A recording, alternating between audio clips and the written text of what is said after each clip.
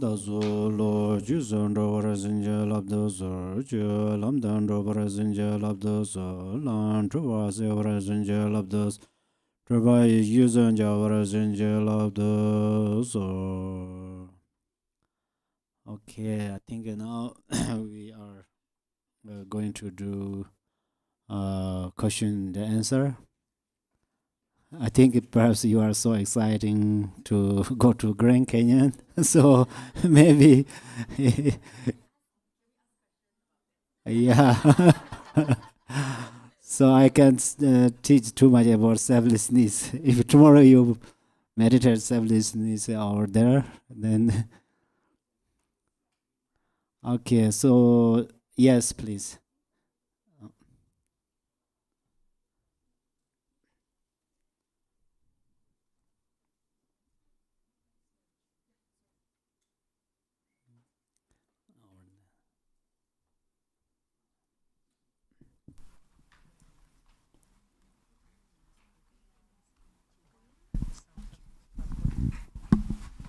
Lama, can you please explain? I don't really understand clearly about all the Rinpoche teach us about Om Ahom when we meditate.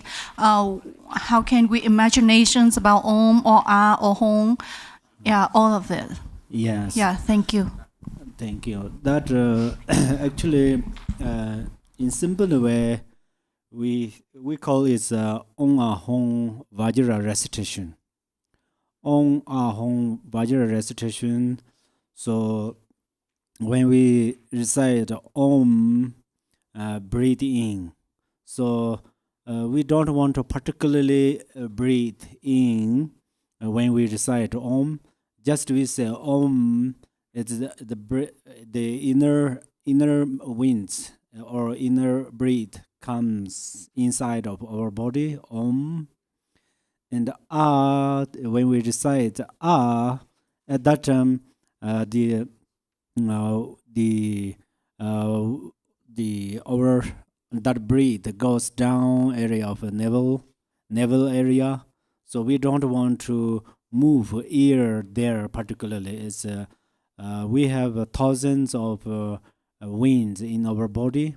So when we say Ah, all the winds come into the red way, and it's naturally start to rest. So Ah, and then we say Hong. At that time, we naturally breathe out. So also at that time, there are some good wind function in our body. So that's where it's called Om Ahom Vajra recitation. But particularly in the night, when we are going to sleep, at that time, Rinpoche taught this morning, we don't want to focus Om particularly, just say Ahom. Ahom. That means like a breathe in and out. Just at that time, one focus on the breath. Hong. Means at that time wind stay in the mind, and Hong is goes out. So the principle or the main practice is that. So then, if I a little bit talk more about these things, as Rinpoche explained this morning, so Om washed over the thoughts of forms. So that means we think there is one form, there's another form, and shapes and colors.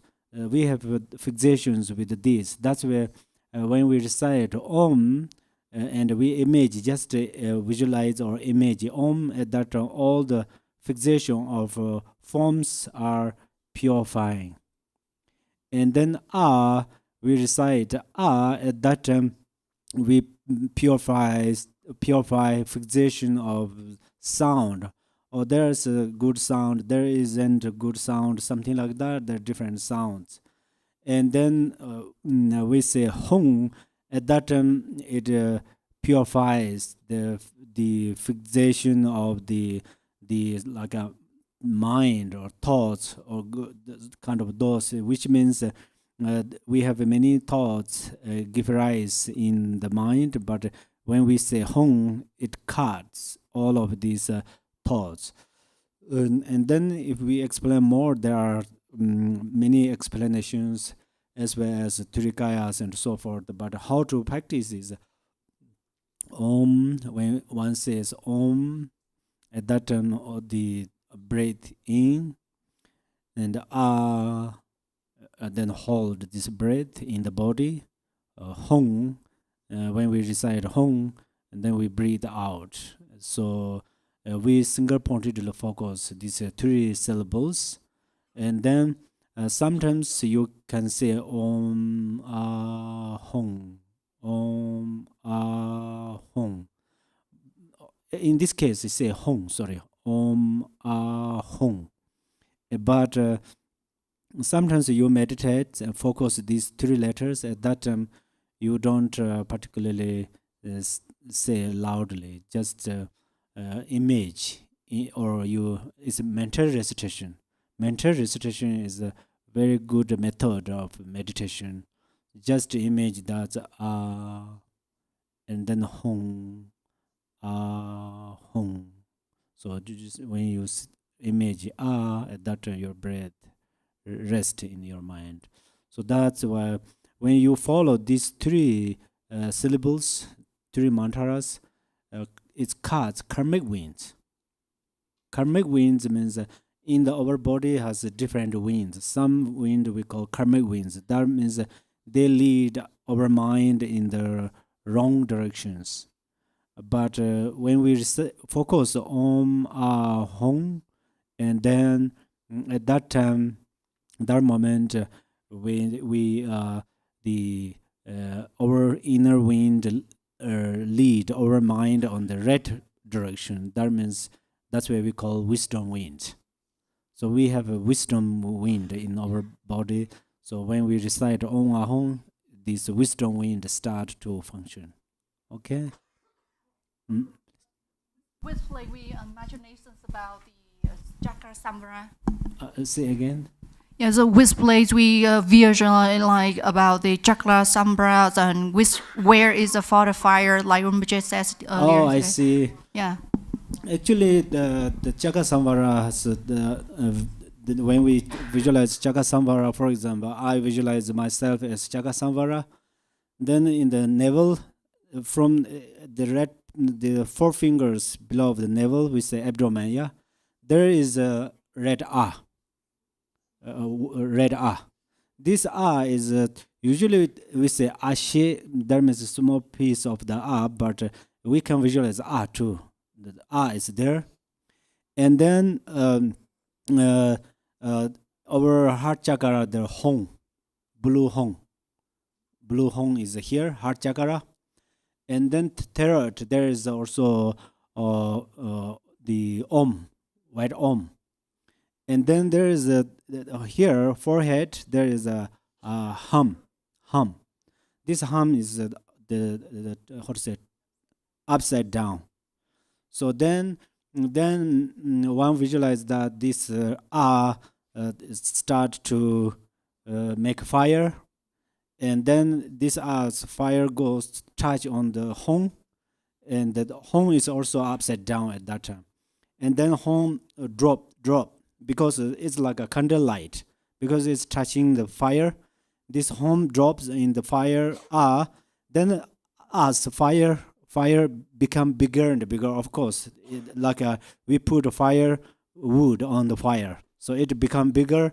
Then this fire become bigger and bigger. It touch the Om, and then Om also melt there, and then fires become bigger and bigger, and then this touch the hum, and hum also then is dropped in the fire of the So that's where fire of is represent of bliss. So we don't just image as fire and then just like a letter home and there goes down. Not like that. At that time we should experientially meditate, visualize, which means fire is represent of bliss. So we are going to experience bliss. So that's where there are four bliss. They grow step by step, something like that. Okay, thank you. Yes, over there. Yes, over there. No, you sure like our luxurious around. Thank you. Yeah, hi. I have two questions about recitation. So first question is, does prayer and mantra mean the same thing? Second question is, when reciting, is the meaning of the mantra more important or the sound of the mantra more important? Because a lot of us don't understand Tibetan. So is it better to chant in Tibetan or English? Thank you. Thank you. First you say mantra and what are the same? Prayers. Yeah. Oh yes. Yes, mantra and prayers are same. Actually we can say same. But slightly different is, for instance, Om Ahom Vajrang Guru Pema Siddhi Home. This we put into the prayer. It says Hong Orjin Yurjan Nabzang Zang Pema Kesar Dumbola Yamsin Jogung Pema Junation. So it makes more. It's openly mentioned this meaning or something like that. So and then in this case we can say same meaning, but there's an important thing about mantra. Mantra is quite special than the prayer. The meaning is mantra, according to our channel, mantra comes from a channel. This channel is, you know tsa-tsa, yeah, tsa-tsa. Do you know tsa-tsa means like when we make it some, for example, Buddha's statue, put in the something, and then probably the good example is the how to say. It's like I don't know what is that. Mold. Do you know mold? A mold. Mold means like my hand like this. Inside there are many statues, print of statues or stupas. And then we put there some clay or mud or clay, and then we tightly put there, and then bring back this. There all the prints like stupa, statue, everything's print are here. Maybe example makes it quite complicated. So likewise in the channels are some notes. That's where we say, for example, broom. In Tibetan say drum. So drum or broom. This mantra is print of channel. And then this wind comes together. So that's where it has a special power. Mantra has a special power. And also another, this is internally how it just come. And then externally, Buddha particularly did not make them, but Buddha understand that the elements, for example, fire put here, and then water put in the container, and we burn the fire, then water boiled. Otherwise, fire put here, water put here, water never boiled. That's where mantra means Buddha put these fire elements, water elements, space elements, earth elements. Buddha did not put, but some has that. That's where this part, then Buddha talk like that name, like a Rinpoche, something like that. Rinpoche, we can't say, but like a Om Ah Hong, something like that. So that's where mantra has externally also is a blessing for, and it has some power. So then mantra is also a very kind of secret language. So through mantra recitation, many beings be aware that to understand the nature state of mind and so forth. So these are the mantra and those part. But what is your last question?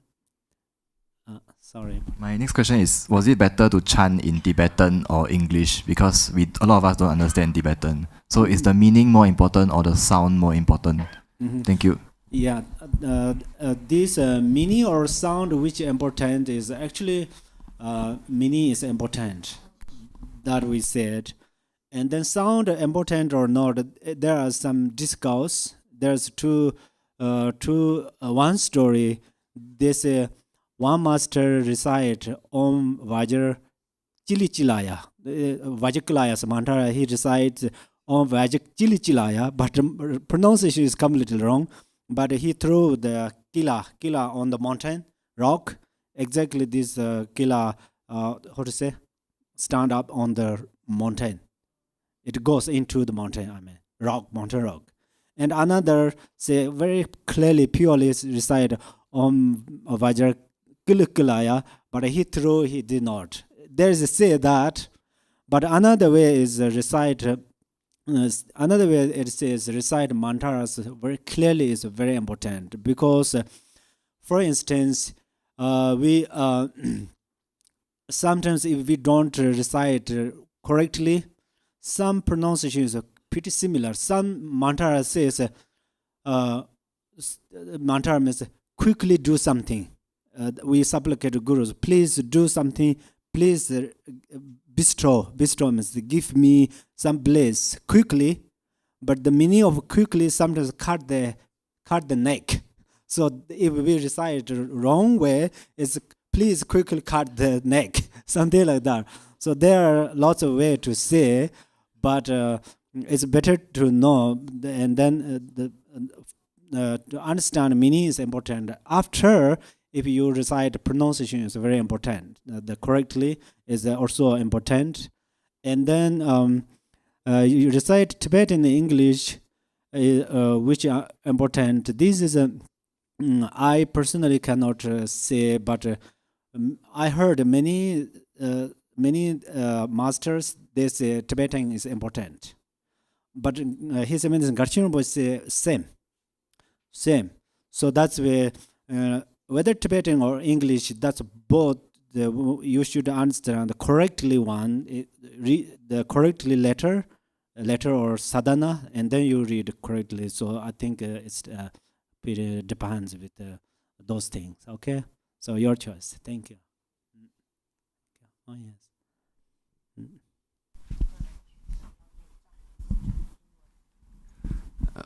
Khenpo, I have a question. The nature of samsara is impermanent, and but impermanent relative to the time, and the time is also a concept, and the time must be impermanent.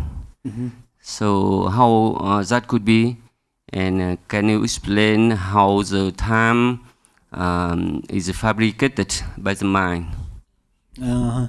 Actually, this thank you. This time, I just say that time has two things.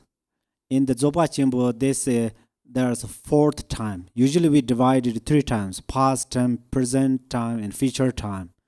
But in the Zopa Chimbo, it says fourth time. Exactly over this Zambala practice, after we visualize the four empowerment, there is do some to me gewa. Do some to me means there is some time list of time, something like that. But that time is impermanent or permanent. But in this case, this permanent is not just kind of a labor by thoughts. But that time, there's beyond of permanent and impermanent. Sometimes it's important to focus that. The reason is in the Mahamudra teaching, it says your root guru shows final time, and your power of your merit and your guru display final time. At that time, you be aware your nature state of mind. So that's for that reasons that just we should be alert about that time. But right now, my answer is time is impermanent. Time is a delusion. I mean, this what we say time is a past time, present time, future time. They're all impermanence. They are what do you use that create or the fabricated phenomena. So for that reasons, impermanence. We say impermanence means just very changeable because of the time. Past is changeable. For that reasons, we have present. Present is changeable. For that reasons, we have future. So the time is impermanent, and impermanence is also time. Are you clear? Not quite. Thank you. Please repeat. That's good. Good. But good. I will think about it. Uh, I will think more about it. Oh, you are going to think? But the important thing is, if I did not answer to your question, please repeat, okay?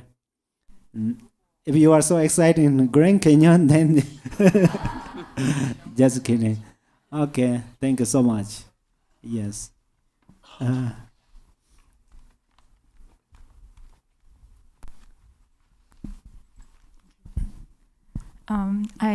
It's the question on Omahong recitation.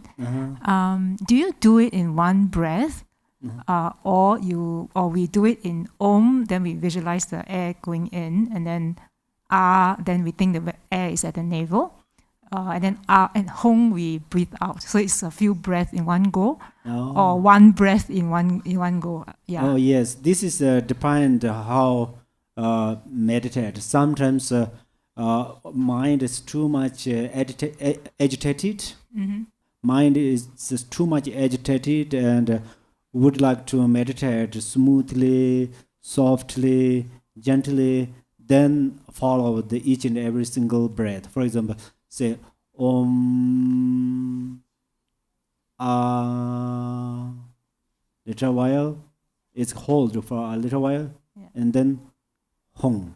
So that's in one breath? Actually, this is continually one breath, but in reality, not one breath. Yeah. There is a special understanding. For example, it's continuity of a breath, but this is not one breath. For example, there is a river, there follow river, and I cross that river. After 5 minutes, I come back, I think same river. There is still this remainder of the breath, right? But they have different kind of steps. When we breathe in, inhale, and then we press down, we think one breath bring here and put and then through. Actually, we think that in the reality, still there are specifically the different parts. Yeah. But they are same continuity. So my answer is, you can do either. If you can do Om Ahom with the one continuity of breath, or one breath, one breath, you can say Om Ahom is very quickly, you can say that, or you can do slowly, both. Okay. So basically Om, and then you push the air down to the navel below, and then you keep it there for a while. Yeah, actually this when you recite Om Ahum Vajra recitation, you don't want to particularly so much rely on your breath. Your breaths are conditions, it helps you. But there is a shamatha meditation, particularly shamatha meditation. At that time, it says from 12 inches, some 16 inches, because of we have elements breath. Some I think furthest is earth elements of the wind. You breathe anyhow. You breathe in from 6 inch or 12 inch, and then coming through your nostrils, and it reached under your neck, the throat, and then you swallow a little bit. Swallow at the same time you push down your breath under your abdomen or navel, wherever comfortable, and then you hold there a little while, and then when you breathe, just say like a hum. That's just not very gently, just breathe out. That in the shamatha meditation path instructions. So first, if you training that, and then you follow this Vajra recitation, eventually you understand that your breath and Om Ahum Vajra recitation are going together. But right now, if you are going to really know how, no means you are specifically need to go together, then when you breathe in, at that time you visualize Om, and also you say Om, and then at that time you press down, and you can divide them. Om, as much as you can say like a Om, Hum. Then you think these are three part of breaths or one continuity of breath. Either one, it doesn't make too much difference. Okay. Thank you. Thank you. Yes. Khenpo, just now you mentioned about karmic creditors. I was not sure if I heard correctly. You mentioned like if we owe somebody something and they pass away and then they become a karmic creditor. I'm not sure if I heard that correctly. So if you can elaborate a little bit about karmic creditors and then how they are related to our 6 seeds. You said that it's like gravity. Yeah, so that. Yes. Thank So you. there is a karmic creditor.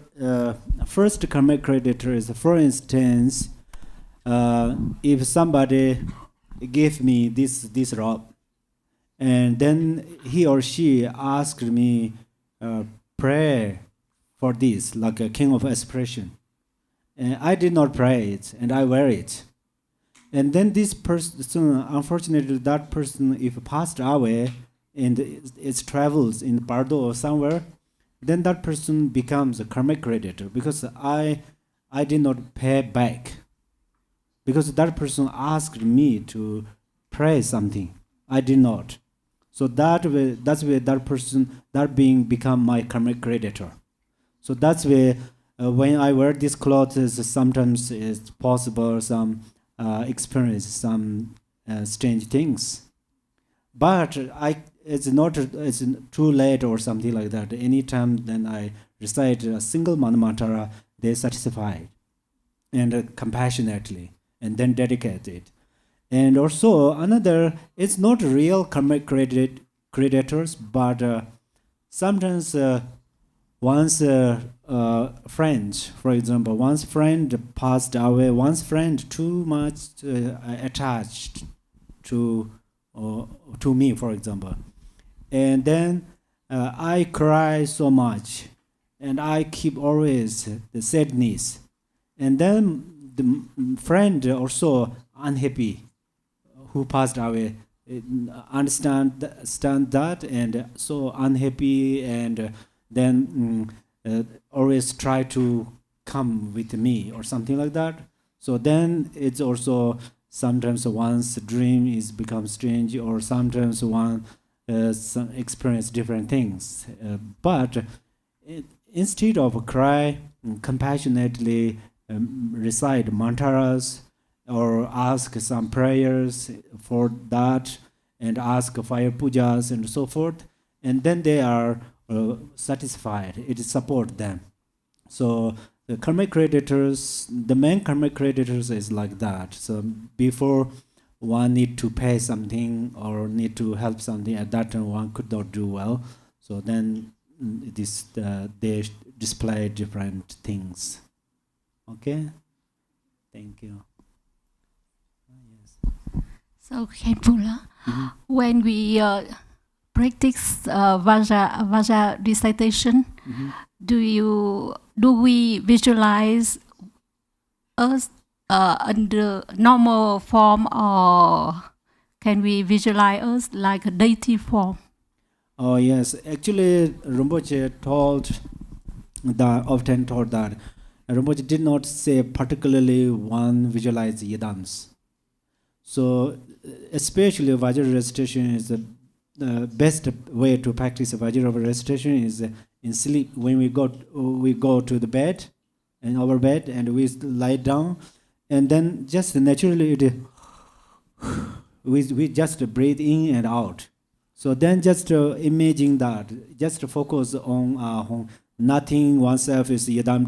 There is yidam. There is some way, but Rinpoche did not say often about that thing, that things. But Rinpoche always says, just when you lie down and then you breathe in and out, just Om Ahong or Ahong Ahong. Then you finger pointing to focus that. Then it sleep well, and then sleep lead virtues. So that's if one also can visualize oneself as yidam, of course that's is correct too. So either way. Okay. Garchen Rinpoche mentioned that during the Hong will scatter all your confused mind or negative emotions. So during the shamatha practice, right, can I use Hong when I'm having like confusion state or very confused mind to scatter all those thoughts? Exactly, yes. So sometimes we have a strong agitation.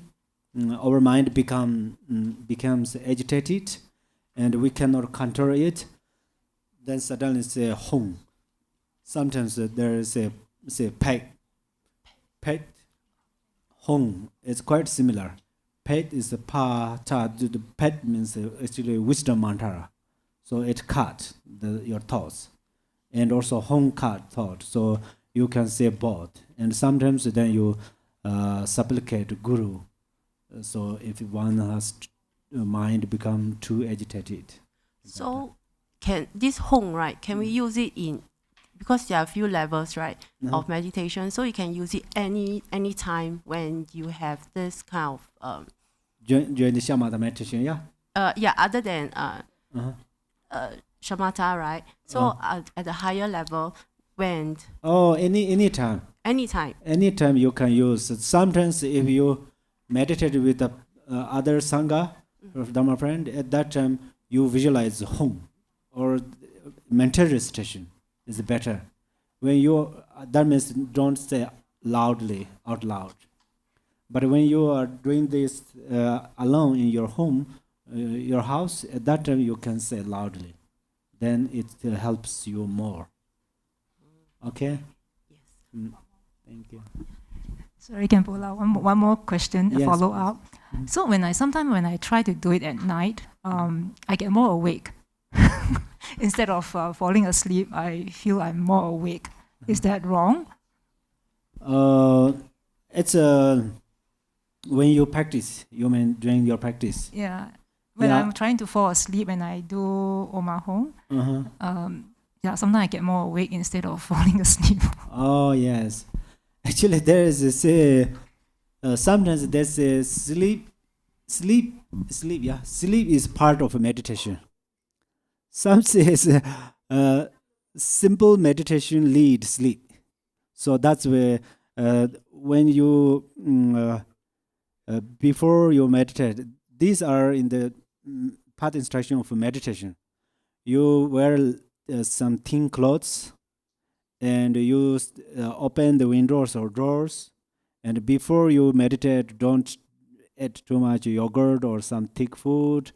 They are the prevents of the obstacles of meditation. And then also, if you fall asleep continually, sometimes it's defined with wind elements in one's body. So that's where then one can understand those things and try to eliminate those things with a different, like a medicine or so forth. And then, then more focus about the clarity.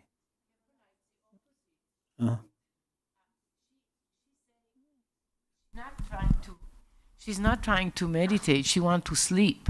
She needs sleep. She go to bed, okay, and then she do Om Ahum, and instead of falling asleep, she's too much awake. Oh, I'm sorry. Yes. Oh, so if you do that too much, the how to say, too clear or you have this problem. Actually, there is one method that is you focus the abdomen, the blue hong. So you don't do that if that makes some problem about sleeping. You focus blue hong, dark blue hong. Some almost you can sometimes see that blue hong. Sometimes you can't see. That means a very, very kind of invisible. And also sometimes there's you image about darkness. So sleep has some conditions. Sometimes you image like a darkness. That means even we close our eyes, don't open your eyes and so forth. But in the spiritual path, how you do that is instead of say Hong, just focus sleep blue dark Hong, very invisible Hong in the abdomen. Okay. Thank you. I just want to develop the question from her as well. Further, this morning, Rinpoche said that we utter the Hum syllable not only with the thoughts but also with the feelings, the afflictions, and another things I forgot now. So with the feelings, the sensation, and also the afflictions. So another question the audience raised also in this morning to Rinpoche that when she is in very much of the bliss, and she cannot see the emptiness of the bliss. So the Rinpoche said that at that time you just send down the bliss into the navel or secret area instead of focusing on the heart areas. But does this situation, can she practice the uttering the Hum syllable to how to say to cut the sensation of the bliss? Because I'm a little bit conflict because Rinpoche said that this great bliss is the make you close to the nature of mind. So, but if it is not able you to have a clarity or see the emptiness of it, so should we utter word? Should we uttering the word Hum syllable in this situation? Actually, the Hong syllable we can visualize any time. So because Rinpoche said that Hong syllable is the essence of all these yidams and all the practices. So because Hong syllable is the real nature state of mind. So that's where anytime we visualize Hong syllable, it doesn't make mistakes of our practice. But one practice Hong syllable, like a Hong, is only for apply that for cut the thoughts. Then it's possible sometimes one's mind completely rest, but still one cut the one's thought too much, like forcefully breathe out and say Hong Hong. I think it's possible one's mind more kind of come back from this relaxation. Otherwise, one can practice Hong anytime, but how to practice, that is the important. And then also, this if one has some problem to gain the realization of emptiness, but one experience bliss, at that time meditate Hong is great, because the reason is one experience bliss, but one cannot realize emptiness. That means one fixate on the bliss. That's one thing. Oh, this bliss is real. Real means that one doesn't think particularly that is bliss, but is a fixation hold it. So that's where one focus on Hong, and then sometimes Hong let it disappear naturally. At that time, one reach on the emptiness stage of emptiness, or sometimes as recently I said, Hong practice dissolution from lower part to the enter nada, and then after reach nada, then just rest in the empty space. Actually, that space is Dharma Dhatu space. And then another thing you said, what is that? Sorry. I mean that at that time you visualize the home instead of the uttering the word home to cut the sensation, right? Yeah, whenever you focus Hong, at that time you can cut other kind of negative perceptions, because the two perception doesn't go together. That is this mentality system taught.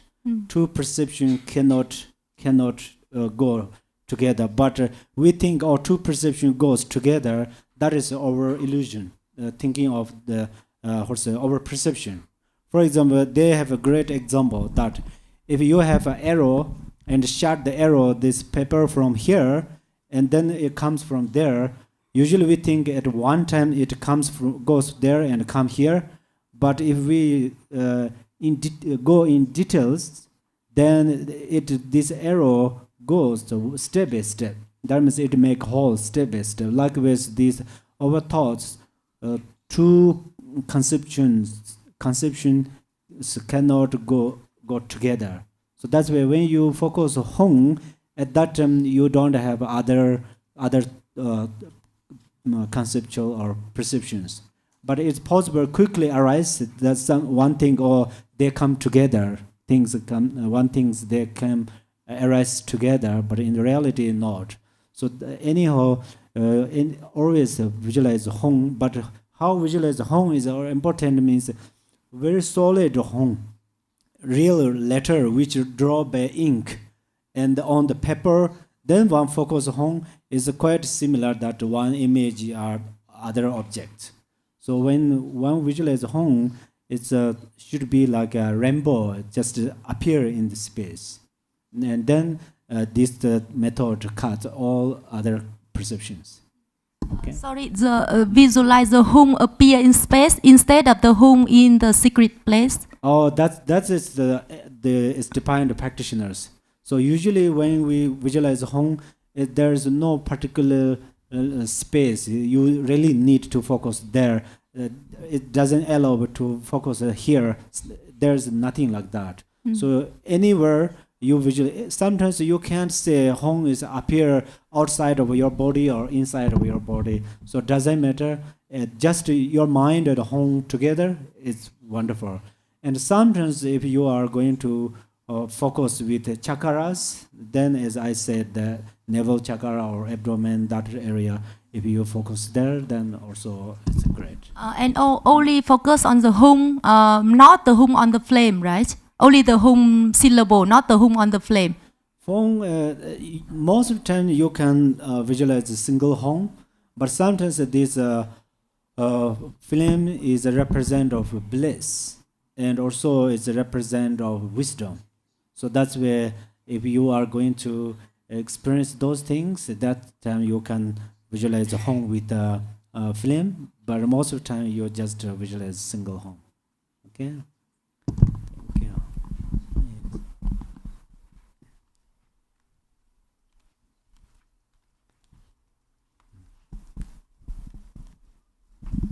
Yeah, on the Buddha lesson, we heard about mind mean nothing, cloud clear, and from cloud clear nothing come to color to mean nothing, clear, and clear nothing mean color, back forth.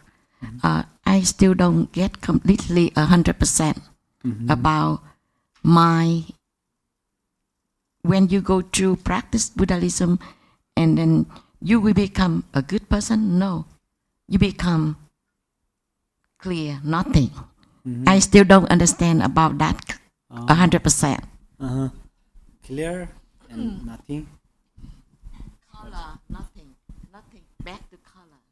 Color, that means Color means the color of this. Yeah. Sorry. Cháu làm Color ơn thông of dịch cho cô là cái tâm của mình đó sắc tức thị không, không tức thị sắc, thọ tưởng hành thức là không. Cái câu chú đó là cô chưa có hiểu 100%. Theo như cô hiểu là Buddhism lesson nói rằng là chúng ta practice về lesson của Đức Phật á, chúng ta sẽ thành một người thánh nhân hay là thành một người tốt, một người vĩ đại, nhưng mà cũng là không, là cái bằng tánh không đó cháu. Okay, so because there are two things in Buddha teaching that she a little bit feel confused. Because one thing is in Hat Sutra, it says that form is emptiness, emptiness is a form, etc. So that means that in the end, everything is empty. But then also in Buddha teaching, it also taught that we need to practice in order to be the good person. But then become good person and then at the end become empty. So what is the meaning to be good person and then nothing because empty? Because Good like person. yeah, because the two things, right? On relative level, we practice to be the good person. But then because in Hat Sutra, it says that form is empty, empty is form, then everything is empty. So a little bit like relative and ultimate truth. So she don't know, she not quite clear. To practice become good and then good for nothing, but good for empty. So why is like that? Okay, first we will ask Buddha. Let me call to Buddha and then. Yes. That's so great that actually many practitioners think that actually a good person,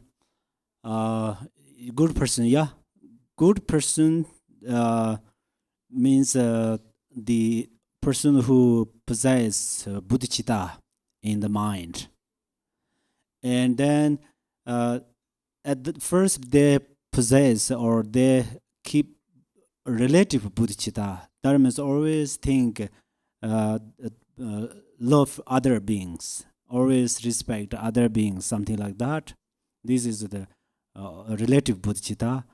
But then relative bodhicitta, at that time, then slowly one start to practice ultimate bodhicitta. At that time, one understand that those beings are in the reality not truly existing, but still they don't understand that. So I really sympathy. I really feel compassion, and they generate compassion or bodhicitta. So people, and then after they come to the stage of ultimate truth, at that time there is no people, there is no I. The people means just we label because they have the head or legs, and then the Weber's forms, they being together, and then we just call people. So in the reality there's no people. That means good people understand that those beings are not truly exist. And then also good people understand, in this case good people means compassionate and who possess bodhicitta, and then they focus themselves, and then they recognize themselves is also not truly exist. So then when good people realize emptiness, at that time we do not we do not lost good people, which means good people means their compassion and bodhicitta. So this compassion bodhicitta come into the real or truth stage. So that's where they are not lost when they regain the realization of emptiness. But right now, we look at them, and then first we think they are good people, they are truly exist. And then we image emptiness means nothing. If we image like that, then it looks like a conflict. Or good people means truly exist. Here, emptiness means zero, nothing. Then this is always opposite. So that means that emptiness, people who gain the realization of emptiness, that those people are emptiness. And emptiness is those people. So we cannot separate. So eventually we are going to gain this realization through experience. Through experience. More we meditate on there with the appearances. First we appear something, and then we establish emptiness. And then they appear again, we establish emptiness. Eventually we gain the realization that those appearances and emptiness are union. So the meaning is that emptiness and appearances are union, means that they are appears. First, they appears as truly exist. And then second, they appears to us as illusory form, like a rainbows. And third, then they appears because of emptiness. But then when we look at the emptiness, this appearance is still there. This appearance is still there. Only different things here, I hold a book. If I can hold here a rainbow, you can see both. And then you come to touch this book, still you can hold. If you try to touch this rainbow, you can't touch. Because you don't have perceived that this rainbow is solidly exist. But you perceived this book is solidly exist. So you have this conception. So through your meditation of emptiness, you will be able to recognize this book is like a rainbow. So still this book can appear to you, but then this is not solidly exist. So that's where this book doesn't make any problems to you. So we should actually understand through meditation and experience more and more. Okay?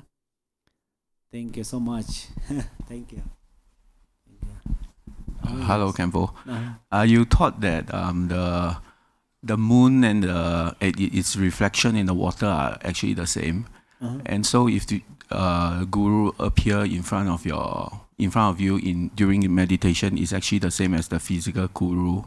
But how do I know when the guru appear in my meditation, I'm not imagining and that I'm actually doing it correctly?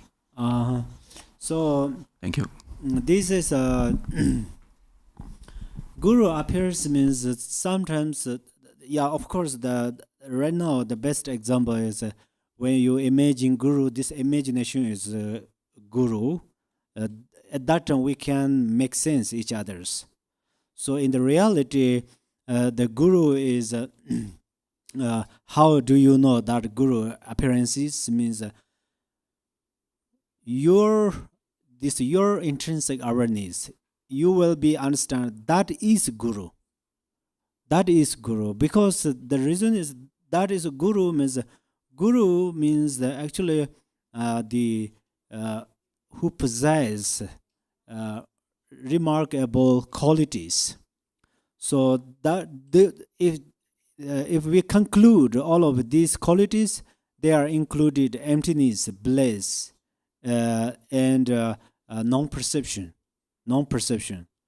So how do you know that Guru appears to you is when you meditate, sometimes you experience non-perception, but you don't have experience of bliss. At that time, you are not completely gain the realization of a Guru. I mean, authentic, the very ultimate truth of Guru. And then sometimes you experience bliss, but you cannot experience emptiness. At that time, you think this bliss is solidly exist.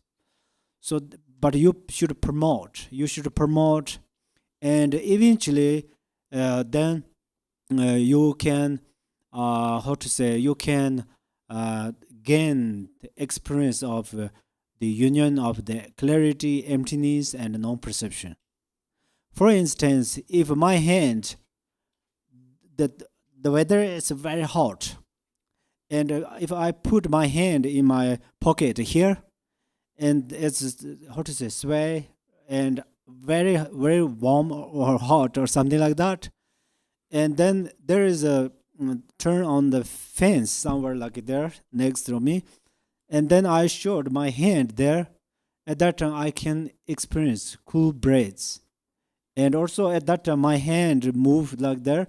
There's nothing to touch, so nothing to touch. I can put there my hand move there. That means emptiness. And when this cool breathing, I experience this cool breeze. That means it's example of bliss. And non-perception means you cannot. Anything doesn't block you. Is anything doesn't stuck your hand. So this is an example. If this example works, and then in the reality, you should gain this three: clarity, bliss, emptiness, union of those things. And then when you gain that, that is the authentic Guru. At that moment, if you think, oh, I'm going to image your Guru like a very this ordinary being, I think it's very easy, but you don't, because at that time you know, oh, my real authentic Guru or ultimate Guru is this. You are very satisfied. For example, you free to fly Los Angeles to Chino Valley or Prescott in the airplane, and you have everything there, but then you will not choose to, I'm going to walk from Los Angeles to Prescott, something like that. So you don't, at that time you don't have hope that, oh, I'm going to see very ordinary, my ordinary Guru as ordinary being, because you realize that your intrinsic awareness. At that time, if you see your Guru's form there or not, actually there is no particularly aspect that, but if you want, it's very easy. That is how Buddha did. Actually, this question is very important. When Buddha rests there, everything is clear. Everything is clear.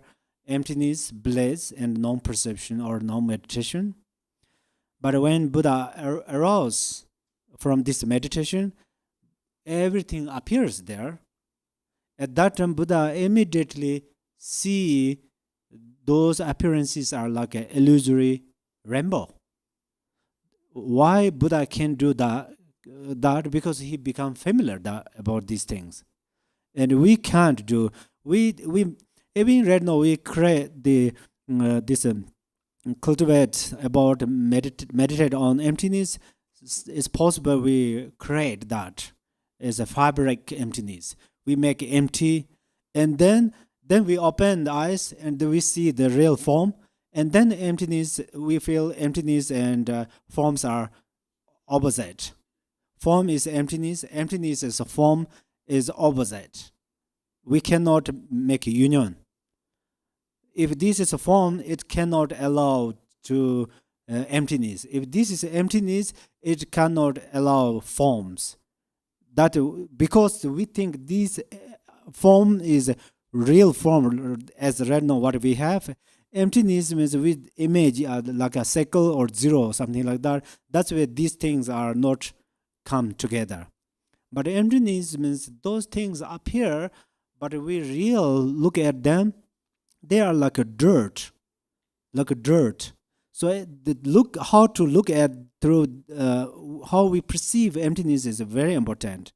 For example, you look at me, and then my head is like a form of dirt, like a many form of dirt. If you below or you kick that, all this dirt, or you just hold this dirt and throw away in the space, everything disappear.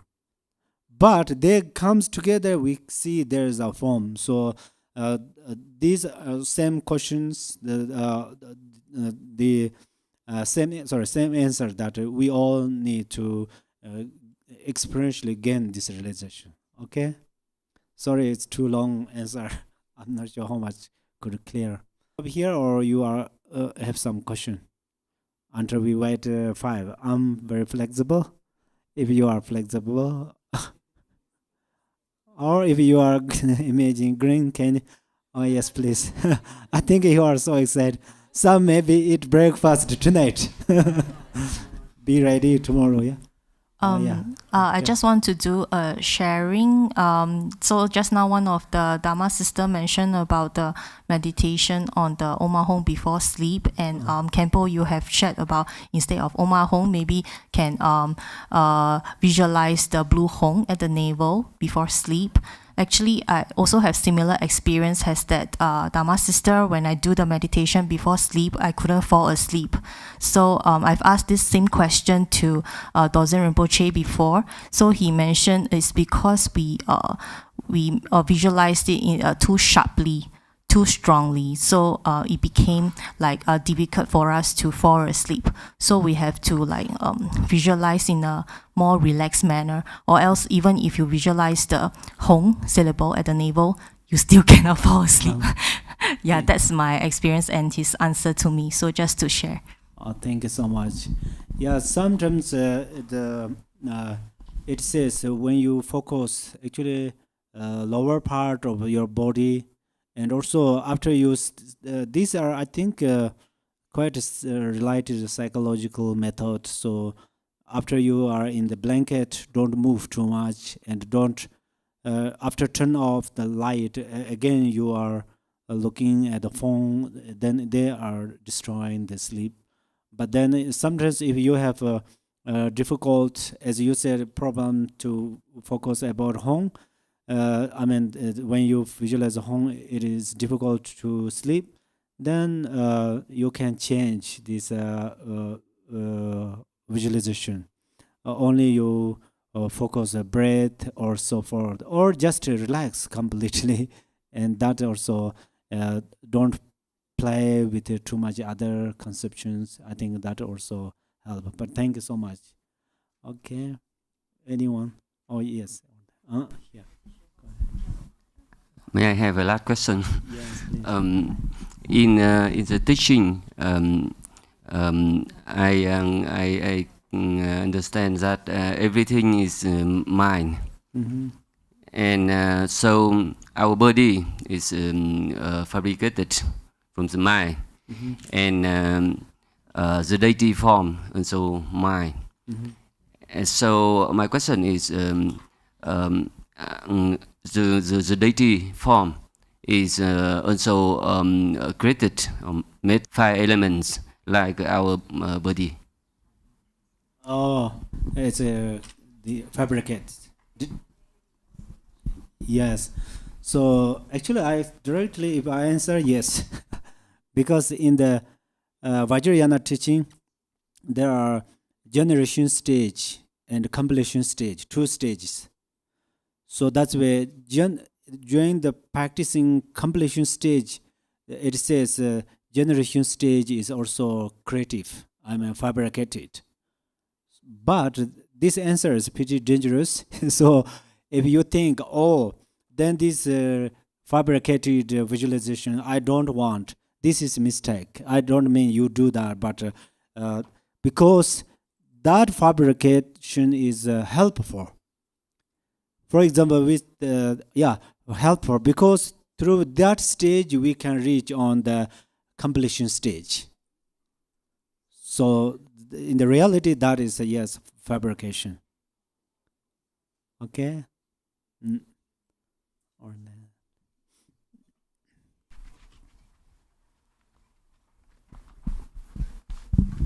Sorry, I just want to check because I this morning I heard that that Rinpoche said that I heard about Oma Home, so it's the Om. We breathe in and the R will stay at the navel. And I remember he heard about the fire, and then it's actually represented as Vajra Yogini, is it? Or Vajra Varahi, right? It's I don't remember one of them, and the Yat and Yong is the Chakasamvara. So we have to state it in our navel, right? So then we have to meditate in that state. So the meaning for meditate and that state means we have to visualize them at that state. As long as we can, then we can get the bliss. Is something like that.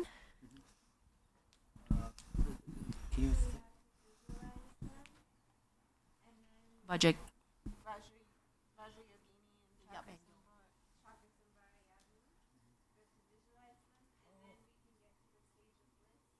I see. Then is it we have to visualize that?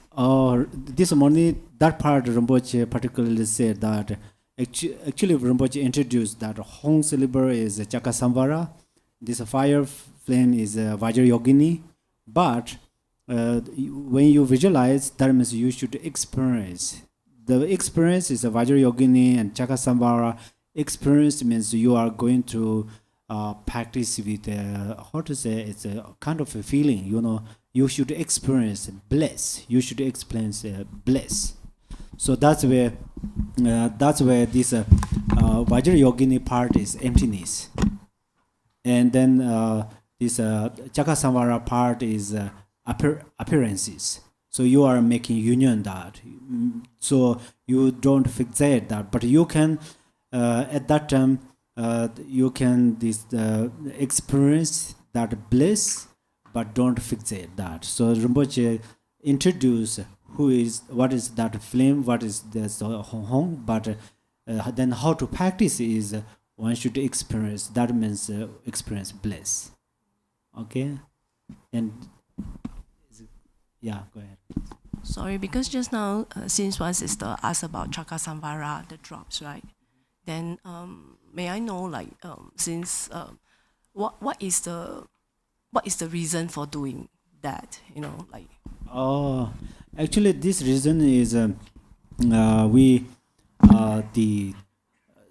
most time, as I said, this yidam the generation stage is fabricated visualization. That means the reason is first we have our perception is very kind of solidly perceived. For example, you think there is a Khenpo, he is exactly truly exists. Kind of we have like this perception. So for the sake of purify this perception, and we visualize yidams, and then when we visualize yidams, at that time we introduce that yidams appear in the mind, but they are just appear as rainbows. They are not truly exist. So at that time, our mind perception become very kind of soft. First, it's very hard, strong, and it start to soft. And then this yidam deity is also emptiness. At that time, then this perception or this attention, or it completely like a how to say it. First is solid, and then is soft. Then it completely become empty. So then this attention is empty, these yidams are all empty. But then still we have a problem to make a union, these two empties. So that's where we practice the completion stage. When we practice completion stage, then the attention of the yidam towards the yidam and this emptiness of this yidam or the yidam are completely union. After the union means they become one. It does not mean one. That means it's like this empty space. So the method is it lead.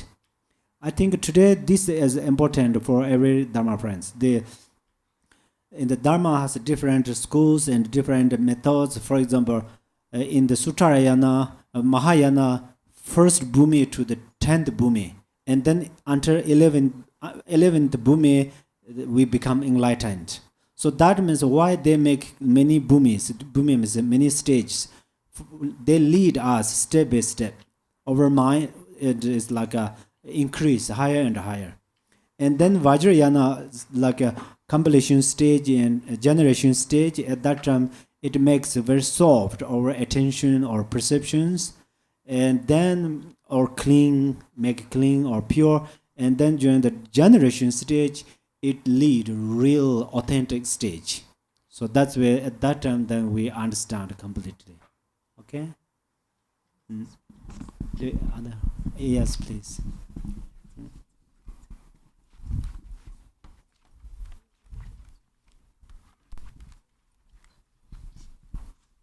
Thank you. I just also want to clarify about Oma Hung. So Hung, this morning Rinpoche said that when we visualize A and Hung should be together, right? The flame A and the Hung should be together at the navel, below the navel. Is that correct? When we breathe out, then the Hung still stay there or the Hung go out? Yes. Yes, that's actually we can see on the sometimes we see the picture of the home and the round of the fire flame, that is A, and the home is center, that is the home. So that's where home and A can be together in the secret chakra. Also they can be there separately. Separately means only A can be there or only home can be there. But main thing is right now we have to understand is we don't think that this is a very, very kind of a objective letter. Real, the aggregates of a letter is there.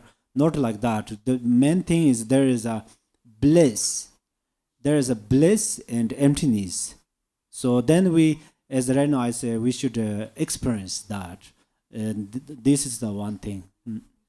So when we breathe out, we don't need to visualize anything about because when we breathe in, we visualize the Om go in, right? Om, and then we hold the air, we hold the wind a little bit. And then because we visualize Om go in and then but in the context of visualize Hung, I'm not so clear about how we just visualize Hung at the navel or Hung never move, right? Hung don't need to move out with the breath. With the exhale breath? Yeah, actually, Rinpoche this morning said that when this flame is A, and then all the wind dissolve into the flame. So all the winds, whether you say Om, home and breath are inseparable. So that's where Rinpoche mentioned this, all the winds dissolve into the flame, and then flame is bigger and bigger. So that's where if you think this all the breath dissolve into the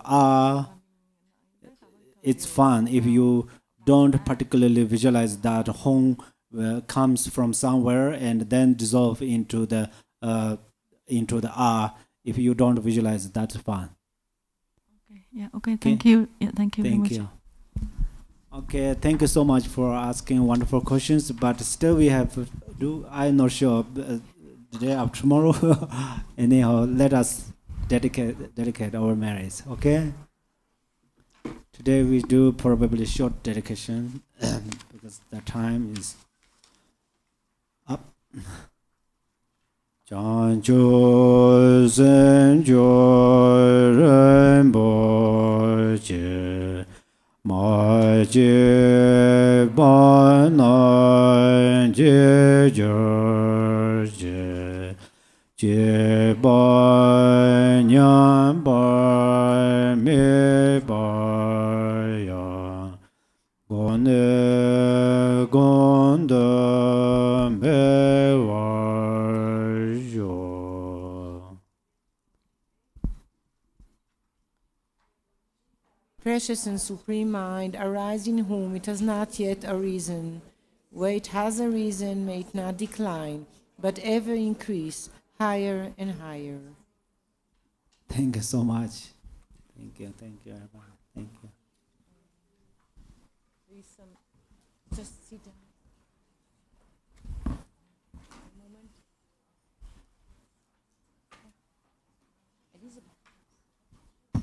These announcements, so.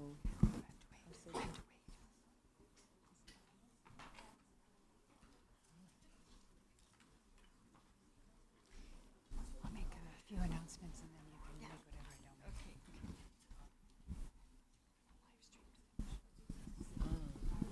Yeah, but people need to know.